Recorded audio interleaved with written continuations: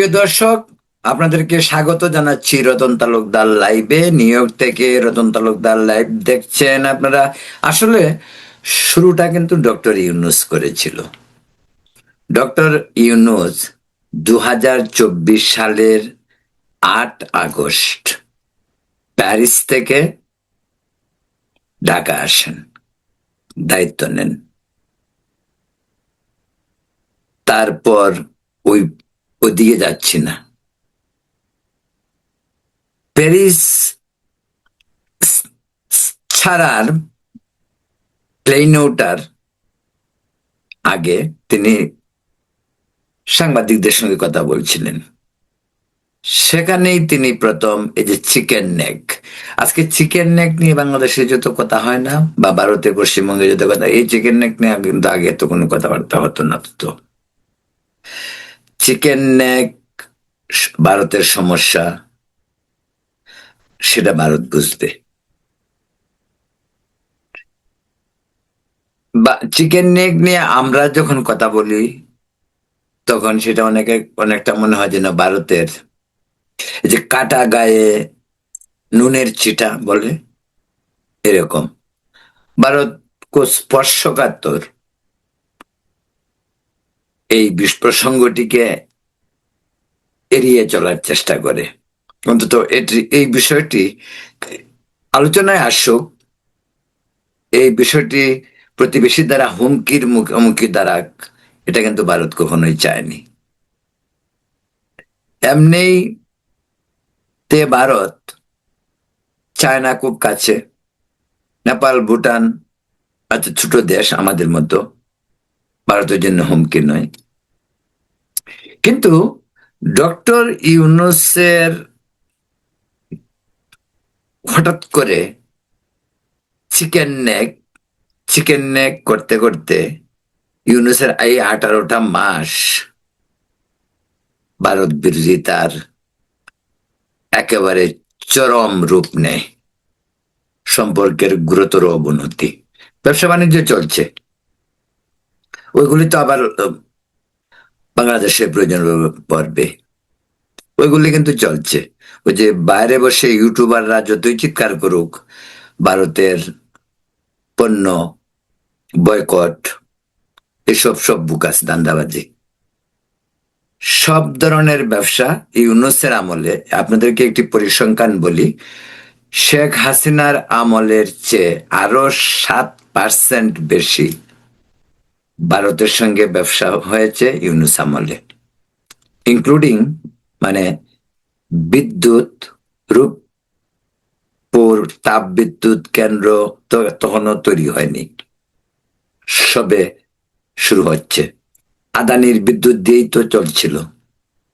তো বিদ্যুৎ থেকে শুরু করে চাল ডাল মুরগি ডিম গম আটা শাড়ি পেঁয়াজ রসুন আদা না আসলে আমাদের এই 20 কোটি লোকের জন্য সমস্যা। তাই এগুলি আসতে হবে। সেখানে কোনো সমস্যা নেই, সেখানে সমস্যা কিন্তু ডক্টর ইউনূসেরও হয়নি, আসিফ নজরুলেরও হয়নি, হাসনাত আবদুল্লাদেরও হয়নি, নাহিদেরও হয়নি, জামাতের আমির শফিকুর রহমান সাহেবেরও কিন্তু হয়নি। মানে সব হবে, কিন্তু ভারত বিরোধিতা, ভারত ভারত ভালো না। ঠিক আছে, ফাইন, ভারত ভালো না থাকতেই পারে। ভারত বরদোয়া দিলে ভারত যদি ধ্বংস হয়ে যায়, ধ্বংস হয়ে যাক না, সমস্যা কি?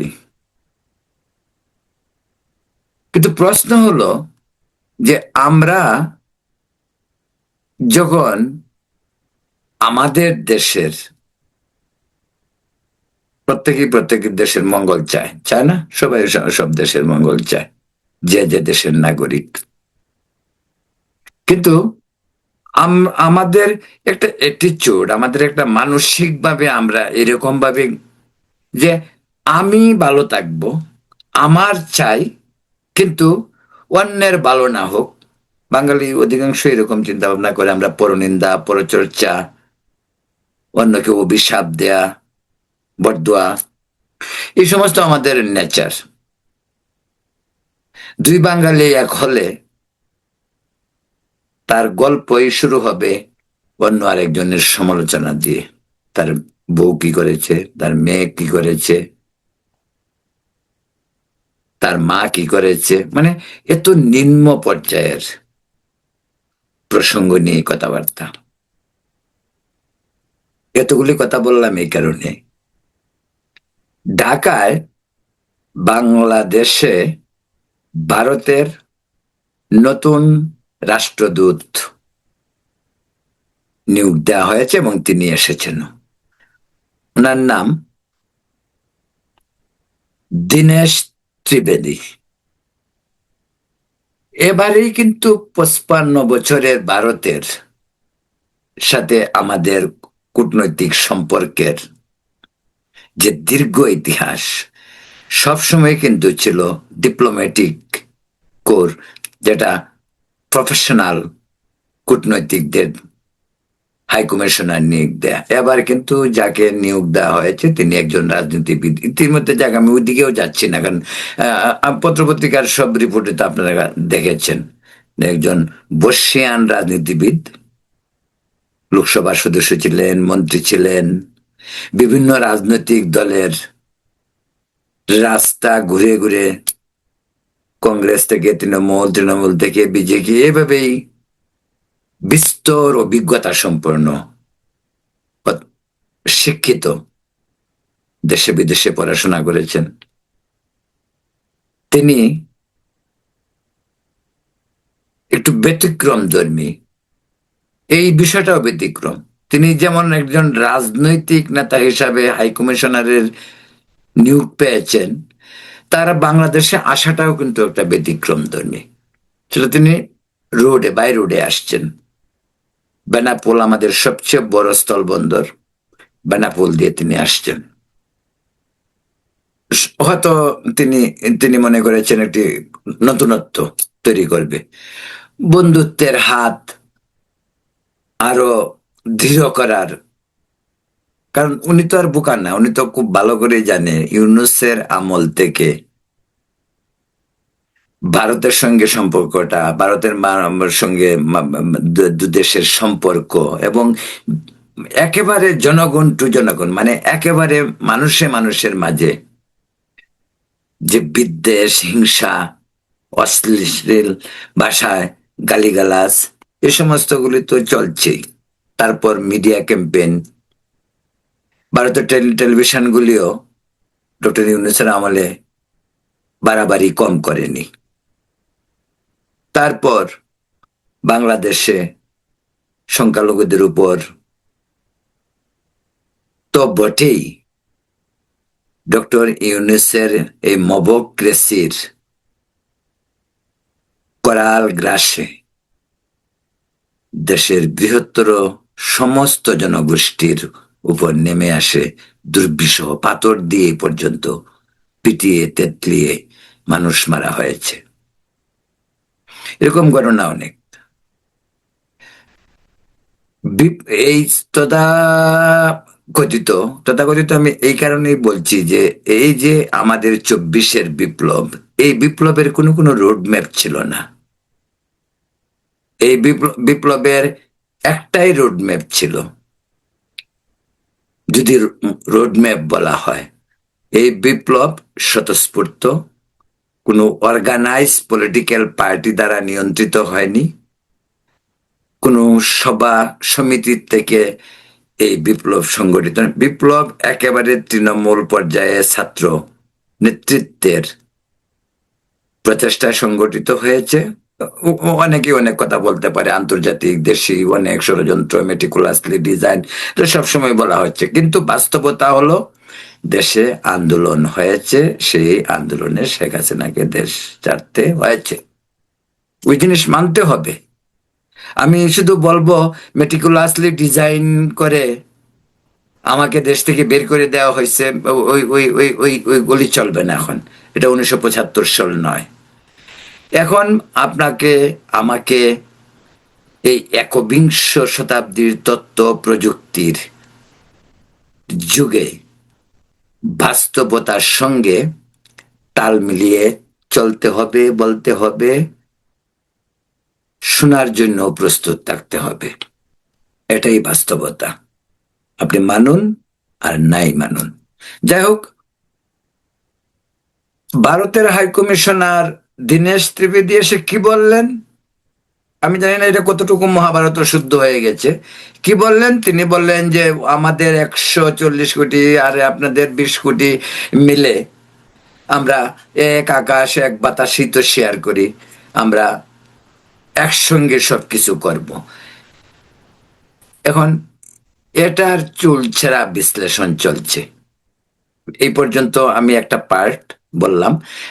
এট দ্য সেম টাইম, আচ্ছা ধরা যাক, মানে হাইপোথেটিক্যালি বলছি, যে পাকিস্তানের হাই কমিশনার আসলো, আইসা উনি বলল, উনি ধরেন বলল যে আমরা 25 কোটি, আপনারা 20 কোটি, 45 কোটি মুসলিম, আমরা আমরা আম, শক্তিশালী হতে পারি, আমরা শেয়ার করতে পারি, আইডিয়া শেয়ার করতে পারি, একসঙ্গে কাজ করতে পারি, দু দেশেরই উন্নতি হবে।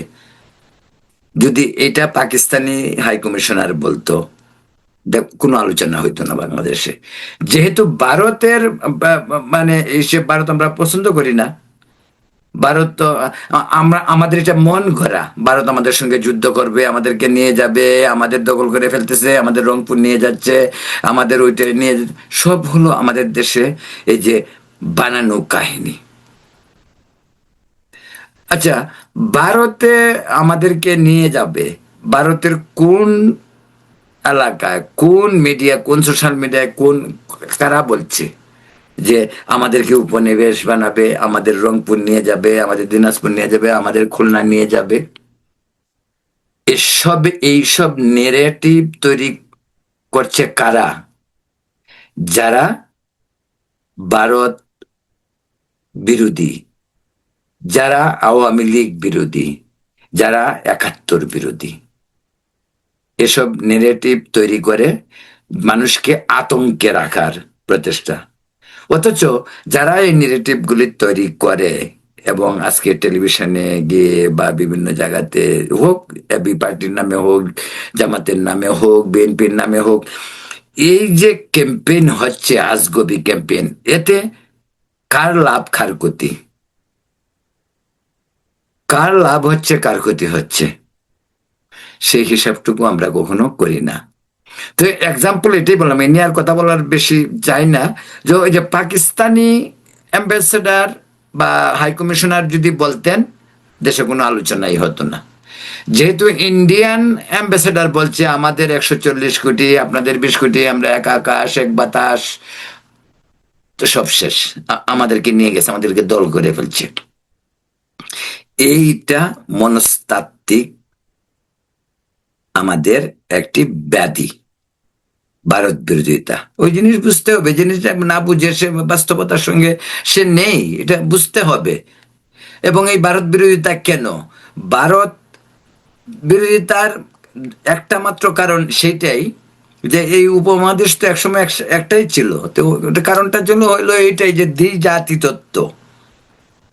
আমাদের জিন্না সাহেব, নেহেরু সাহেব, সোহরাওয়ার্দী সাহেব, গান্ধী, যদিও তিনি এটা মানেননি, তারা দেশ বিভাগ করেছিল হিন্দু মুসলিমদের। তো হিন্দু মুসলিমদের প্রথমে শুরুটাই তো, এটাকে তো বলা যেতে পারে যে বিসমিল্লাতেই গলত।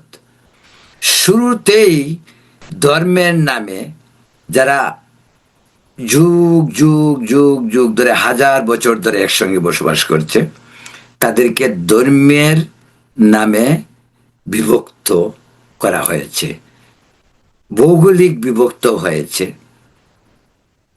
এবং মনস্তাত্ত্বিকভাবে তারা সেই 47-এর ভারত ভাগ, যে গ্লানি হোক আর গৌরব হোক, সেটাই তারা তাদের জীবনে, মননে, মগজে সর্বত্র সেই জিনিসটি লালন করছে, যার বেড়াজাল থেকে আমরা বেরোতে পারছি না। ভারত প্রসঙ্গ আসলে পরে আমাদের সেই চিরাচরিত ভারত বিরোধিতা, সেই হিন্দু মুসলিম বিরোধিতা, হিন্দু মুসলিম দাঙ্গা, সাম্প্রদায়িকতা, এইসব চিন্তা আমাদের মাথায় কিলবিল করে। তা যদি না হবে, আমাদের বাংলাদেশে কেবল বলি, এই আবহমান কাল থেকেই বাংলায় হিন্দু, মুসলিম, বুদ্ধ, খ্রিস্টান সবাই বসবাস করছে। সম্প্রীতির কখনো সমস্যা সমস্যা একসাথে থাকলে সমস্যা হইতেই পারে, পৃথিবীর সব দেশেই হয়, সব দেশেই ক্রাইম হয়। এমন না যে বাংলাদেশেই ক্রাইম হচ্ছে আর কোথাও ক্রাইম হয় না। সব জায়গাতে ক্রাইম হয়। হাতের পাঁচ আঙ্গুল যেমন এক লেভেলের না, তেমনি মানুষগুলিও একরকম হয় না। আচ্ছা বলুন তো, একজন লম্বা, একজন বেটে, একজন মাঝারি, আমাদের একজনের কালার শ্যামলা, একজন কালো, একজন আরো পরিষ্কার, বৈচিত্র্য। তো এটাই জীবন। এর মাঝে আমরা খুঁজে বেড়াই কেবল ধর্মীয় অনুশাসন। অবশ্যই আমরা ধর্মীয় অনুশাসন, মানুষ তো পারিবারিক ভাবেই সেটাকে প্র্যাকটিস করে। আমি যাই হোক ওই ধর্মের ওই ব্যাপারেও যাচ্ছি না, কিন্তু বাংলাদেশে 54 বছরের ইতিহাসে বঙ্গবন্ধু সরকার, তারপর জিয়া সরকার, তারপর এরশাদ সরকার, তারপর খালেদা জিয়া সরকার, তারপর শেখ হাসিনা সরকার, তারপর মানে আবার খালেদা জিয়া সরকার, তারপর আবার 1-11, তারপর শেখ হাসিনার দীর্ঘ শাসন, তারপর দান্দাবাজ বাটপার ইউনুস শাসন, যেটা তো আপনার লেটলি আমরা দেখলাম। সব শাসন আমলেই তো হিন্দু মুসলিম একসঙ্গেই বসবাস করেছে। তখনও ভারত বিরোধিতা ছিল, কিন্তু এই ভারত বিরোধিতার মাঝেই ডক্টর ইউনুস ক্ষমতায় আসলো। তিনি এসে কি করলেন, অগ্নিতে যেন আরো গীতাহুতি দিলেন। অথচ ডক্টর ইউনুস ছিল একটি অন্তর্বর্তীকালীন সরকার। আবার 1-11-এর পরেও কিন্তু তত্ত্বাবধায়ক অন্তর্বর্তীকালীন যেভাবেই বলেন সরকার ছিল, ওটা প্রায় 2 বছর। অনেকেই বলে কিন্তু যে ওই সময়টা হয়তো পলিটিক্যাল ব্যাকগ্রাউন্ডটা সিনে ছিল না, কিন্তু সেই সময়টাকে আইন শৃঙ্খলা থেকে শুরু করে ফখরুদ্দিন, মঈনুদ্দিন বা ইয়াজউদ্দিন, এই তো 3 উদ্দিনের শাসনামল তো ছিল সেটা। এই 3 উদ্দিনের শাসনামল কিন্তু আইন শৃঙ্খলা, মানুষ শান্তিতে ঘরে ঘুমানো, এর রেকর্ড ছিল কিন্তু। যেটাকে আপনি ডক্টর ইউনুসের আমলটাকে 1-11-এর কাছে এমন ভাবে তুলনা করা যায় যে 1-11 ছিল শাসন আমল, ছিল 2 বছর দিন, আর ডক্টর ইউনুসের 18 মাসের শাসন আমল ছিল অন্ধকার, মানে রাত্রি। এগুলি হয়েছে। যাই হোক, তখন চলেছে, কিন্তু তো এই আওয়ামী লীগ, বিএনপি, জাতীয় পার্টি, তাদের শাসনামল কোথায়? আমাদের ভারত বিরোধী ছিল, সবসময় ছিল, কিন্তু এটা সিস্টেমের মাঝে ছিল। যে একটি বিশাল প্রতিবেশী, একটি বড় দেশ আমাদের মুক্তিযুদ্ধে সাহায্য সহযোগিতা করেছে, আমাদের একেবারে প্রতিবেশী, প্রতিবেশী এমন প্রতিবেশী যেন চারিদিকেই আমাদের তারা। এক বঙ্গোপসাগর বাদ দিলে আর ওইদিকেও অল্প বিস্তর, মায়ানমার বাদ দিলে পুরাটাই তারা। এই ধরনের ভৌগোলিক সিচুয়েশনে, এই ধরনের ভৌগোলিক অবস্থানে একটি দেশের সাথে আরেকটি দেশের সম্পর্ক কি হওয়া উচিত, সেই বিষয়টি নিয়ে কথা কিন্তু খুব কম হয়। অনেকেই সেটা বলতে চায় না, এই চলে যাই হোক, কিন্তু বাস্তবতা হলো যে দিন শেষে রাতের পরে যখন আবার দিন আসবে, সে দিনের পর আবার সন্ধ্যা আসবে, তারপর আবার দিন আসবে। আমরা কিন্তু ভারতেরই প্রতিবেশী, ভারতও আমাদের প্রতিবেশী, আর ভারতেও মনে করে হয়তো আমরা প্রতিবেশী, কিন্তু বাংলাদেশের মানুষের যে ভারত বিরোধিতা, এই পরিমাণ ভারত বিরোধিতা কিন্তু আপনার আবার ভারতে গিয়ে পাবেন না।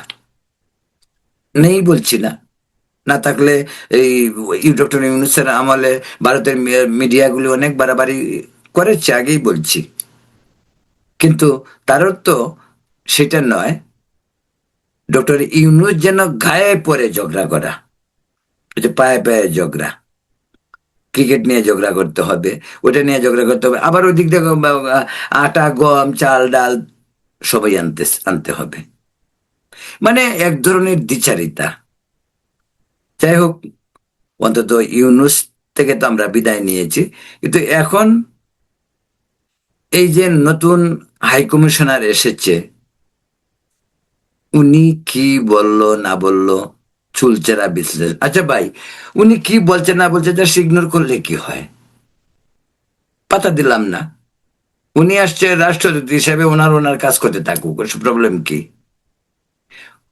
উনি বলছে 40 কোটি, 140 কোটি আর 20 কোটি, আমরা কি মিলিয়ে গেছি? 140 কোটি 20 কোটি হয়ে গেছে। মানে যেহেতু এখানে ভারতের গন্ধ আছে, এটাকে নাড়াচাড়া করতেই হবে। আর এই যে আমাদের ইউটিউবার পিনাকি বাবুরা তো পেয়ে গেছে বিশাল পয়েন্ট। এই হলো ধান্দাবাজি রাজনীতি আমাদের দেশে চলছে, এবং এর থেকে আমাদেরকে বেরোতে হবে। দেশ জাতির উন্নয়নের স্বার্থে, গণতন্ত্রকে প্রাতিষ্ঠানিক রূপ দেওয়ার স্বার্থে, স্থিতিশীলতার স্বার্থে এই অন্ধ ভারত বিরোধিতা থেকে আমাদেরকে বেরোতে হবে। সম্পর্কের অবনতি কোনো সলিউশন না, বন্ধুত্বই বরং সলিউশন। সেটা হতে পারে, আমি আমার দাবি করতে পারি যে আপনি বড় দেশ, আপনারটা নিয়ে আপনি থাকুন, কিন্তু ছোট হলেও আমি আমার একটা দেশ, আমরা সমতার ভিত্তিতে সম্পর্ক রাখবো, দ্যাটস অল। এর চেয়ে বেশি তো কিছু বলার দরকার নেই। বাইরে হলো আজকে অনেক প্রশ্ন উঠতে পারে, কিন্তু প্রতিবেশীর সঙ্গে যুদ্ধ, সেটা কতটুকু আমাদের জন্য লাভবান হতে পারে সেটাও তো বিবেচনা করা উচিত। আর বা কি ধরনের প্রতিবেশী, গ্রামের একটি গরিব পরিবার যদি একটি বড় ধনাঢ্য পরিবারের পাশে থাকে, তার অবস্থাটা কি হইতে পারে? কিন্তু আমাদেরকে ভারতের সঙ্গে সমতার ভিত্তিতে, ভ্রাতৃসুলভ, বন্ধুত্ব সুলভ যেভাবেই বলা হয়, স্বামী স্ত্রী না, কিন্তু আবার আমাদের এর আগের সরকার স্বামী স্ত্রী সম্পর্ক বলছিল, কিন্তু আমরা স্বামী স্ত্রীর সম্পর্ক চাই না, আমরা সম্পর্ক চাই বন্ধুত্বের এবং সমতার। প্রিয় দর্শক, ভালো থাকুন, সুস্থ থাকুন, নিরাপদ থাকুন। ধন্যবাদ।